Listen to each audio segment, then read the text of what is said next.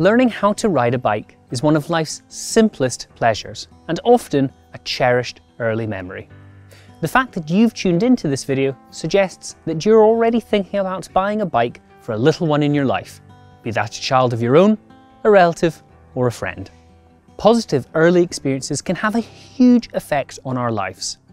And with cycling being such an incredible way to get about in an environmentally friendly way to keep fit, get some fresh air and to socialise, encouraging kids to cycle is a fantastic idea.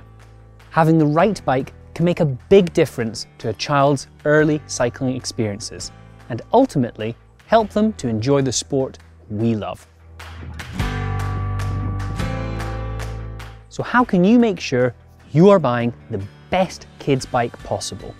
In this guide, we'll run through what types of kids bikes are on offer, how you can make sure that you've chosen the right size for your youngster, a few examples of kids bikes as they grow, and some important features to consider when you're ready to make your purchase. Now, before we take a deep dive into buying your kid's first bike, we of course have to thank our sponsors, Woom, and you can learn everything about their bikes via the link in the video description. First things first, when it comes to kids bikes, what's actually on offer? You might be thinking it's just a shrunken down adult's bike, but in reality, it's a little bit different. There's a lot to consider when buying a kid's bike, but broadly speaking, let's start with the two main options, a balance bike and a pedal bike. Balance bikes have become really popular over recent years as a child's first bike, and with good reason too, which we'll come to later. Alternatively, there's the more traditional approach of small pedal bikes, often fitted with removable stabilisers. We'll talk more about these in a bit. Children's bikes tend to feature flat bars rather than the drop bars we're used to seeing on road bikes, especially for children at younger ages. As they grow, you are likely to find more choice, including rigid and suspension-equipped bikes, with hybrids and hardtails on offer. The first stages of teaching a child how to ride a bike are really crucial, and the balance bike has been somewhat of a revelation for many keen parents, not to mention the kids themselves. These simple little bikes don't feature pedals, and some don't even have a brake. The clue is in the name. A balance bike teaches the child fundamental balancing skills, which they simply don't get by riding a bike fitted with stabilisers. In fact, the technique for cornering a bike with or without stabilisers is really quite different, as these effectively turn the bike into a tricycle. So starting out with stabilisers can actually complicate rather than aid the learning process. By learning on a balance bike, kids can master balance, steering, and sometimes braking techniques from the very start, which they can then build on when it comes to upgrading to their first pedal bike and adding the challenge of pedaling. Balance bikes are a great choice for children from around the time they start walking to when they're roughly 4 years old, although the time to switch to a pedal bike will totally vary according to each child's capability. Some will take a little longer to grasp these early skills, and others will pick them up much faster. Check out our video on teaching a child how to ride a bike for some expert tips. We'll put the link for that one in the video description below, or you can follow the link in the card above. Kids grow remarkably fast, and no one knows this better than their parents. Now, while it might be tempting to buy a bike that's a little too large for your child for your kid to grow into, this can actually hamper the learning process and make it much harder for them.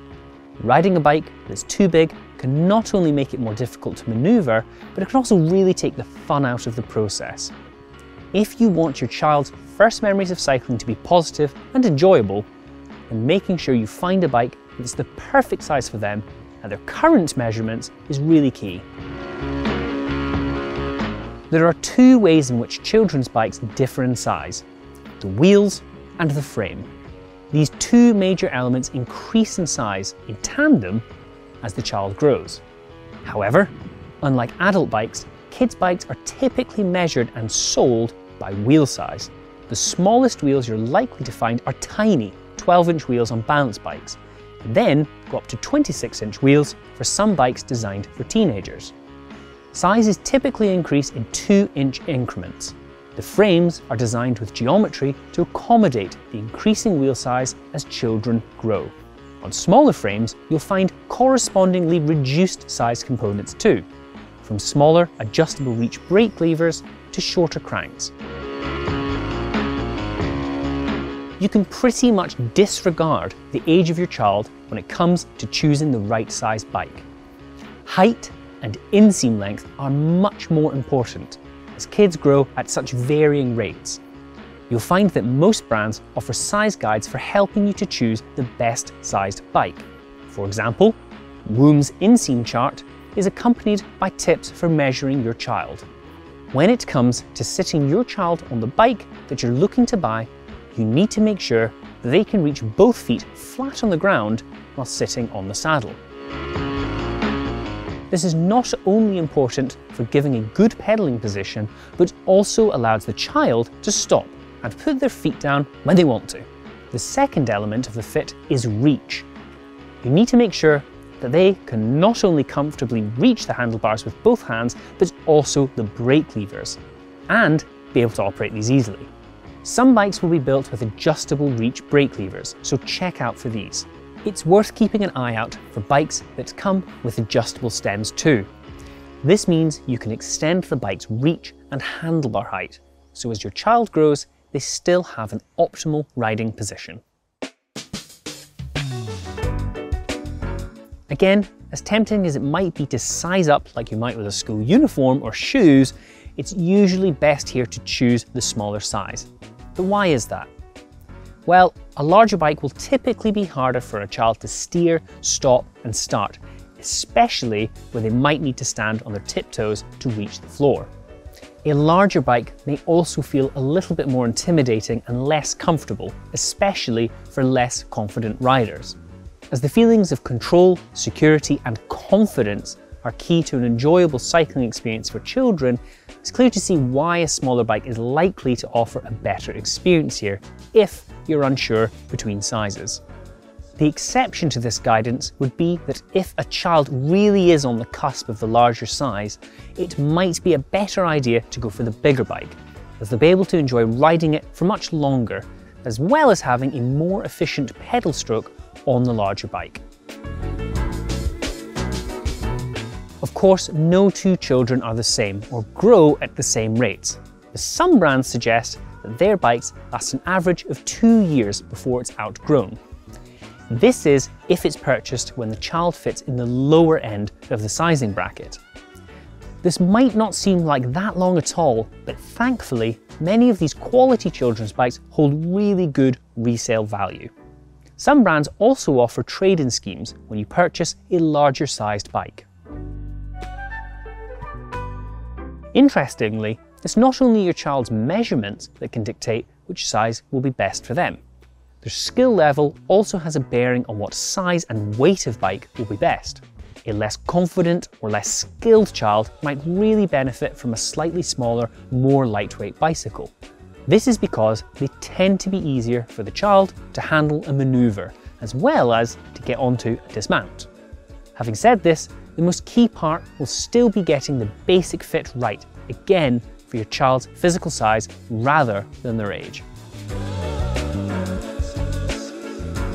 Now you've got a good idea of how to choose the right size bike, let's take a look at 3 different kids' bikes spanning the ages of 1-year-old to 11 to check out what you need to look out for. Imagine it, your child has just started walking and you're keen to make the transition to the bike for your budding rider as natural as possible. Enter stage left, the balance bike. Weight is a surprisingly important factor here. Now your kid's not looking to get airtime or take it to a hill climb race just yet, but compared to a toddler, the weight of a bike is really significant. The lighter a bike you can afford within your budget, the better, as this is likely to make it much easier for your child and hence more enjoyable.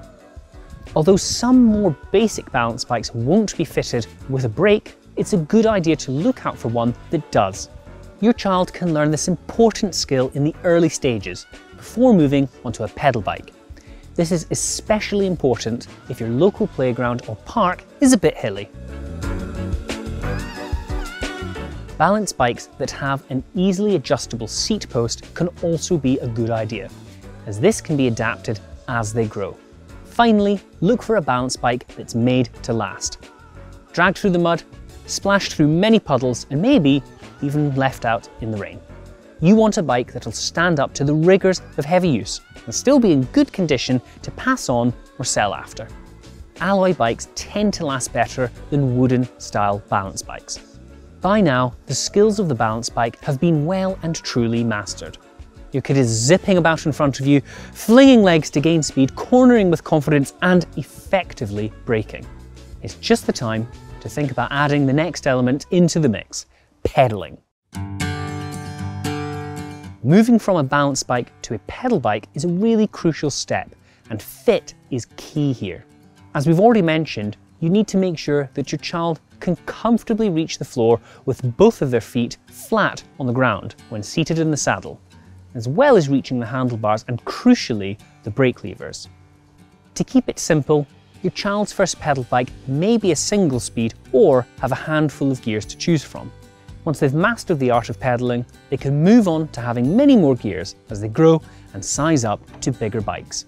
Just like with a balance bike, having a lightweight option here is also really helpful, as your child is likely to still be very small. The riding position is best if it is relatively upright. As they get to grips with pedalling, this will help them focus on what's going on around them. Your child's second pedal bike can not only increase in size, but in features too. The bigger wheels will be shod with wider tyres, and the larger frame will be complemented with slightly wider handlebars and longer cranks. You're likely to find more gears on a bike of this size, as your child learns how to use these effectively on longer rides involving more challenging inclines and descents. For example, the Woom 5 shown here has 8 gears to choose from on the cassette, with a single chainring up front to keep things lightweight and easier to use. Now we're going to take a closer look at what else you need to consider when buying a kid's bike, including suspension, weight, gears, brakes and protection. The different styles of bikes will be more varied as your child grows. In the early stages, kids' bikes tend to be rigid, flat-bar bikes, from balance bikes through to early pedal cycles. Off-road bikes with wider tyres and potentially a suspension fork come later, as do drop-bar road bikes. What's essential is getting the fundamental skills mastered in the early stages, rather than trying to specialise into any particular cycling discipline just yet. Thinking of looking for a bike with suspension for your budding shredder? In short, don't. For really young children, when inflated to the correct pressures, tyres can provide all the suspension that they're ever going to need. For children of a really young age and small size, suspension forks not only make the bike much heavier and therefore harder to handle, but can also be a lot more expensive. It is much better to opt for a rigid bike with good brakes and wider tyres, leaving the added complication of suspension for when they've grown a little and mastered the fundamentals without it. Bike weight is something we've already talked about, but it is really worth emphasising again.